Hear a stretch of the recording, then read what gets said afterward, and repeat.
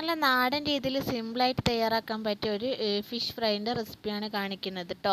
അപ്പോൾ fish fry എങ്ങനെ തയ്യാറാക്കണമെന്ന് നോക്കിയാലോ. തയ്യാറാക്കാൻ വേണ്ടിയിട്ട് ഒരു പാത്രം എടുത്തിട്ട് അതിലേക്ക് ആവശ്യത്തിനുള്ള മുളക് പൊടി ചേർക്കുക. എരിവിന് ആവശ്യത്തിന് അതേപോലെയുള്ള മുളക് പൊടി, ഞാനിവിടെ ചേർത്തത് സാധാ മുളക് പൊടിയാണ്. അതിലേക്ക് ആവശ്യത്തിന് മഞ്ഞൾപ്പൊടി, ഉപ്പ് ഇത്രയും ചേർത്ത് കുറച്ച് വെളിച്ചെണ്ണ ഒഴിച്ചിട്ട് നല്ലതുപോലെ ഒന്ന് മിക്സ് ചെയ്യുക കേട്ടോ. അത് മിക്സ് ചെയ്ത് കഴിഞ്ഞതിന് ശേഷം അതിലേക്ക് നമ്മൾ കഴുകി വൃത്തിയാക്കി വെച്ച കഷ്ണങ്ങളാക്കിയ മീനിട്ടിട്ട് നല്ലതുപോലെ ഒന്ന് അതുമേൽ ആ മസാല ഒക്കെ ഒന്ന് തേച്ച് പിടിപ്പിച്ചിട്ട് ഏകദേശം ഒരു 10 മിനിറ്റോളം വെക്കട്ടോ.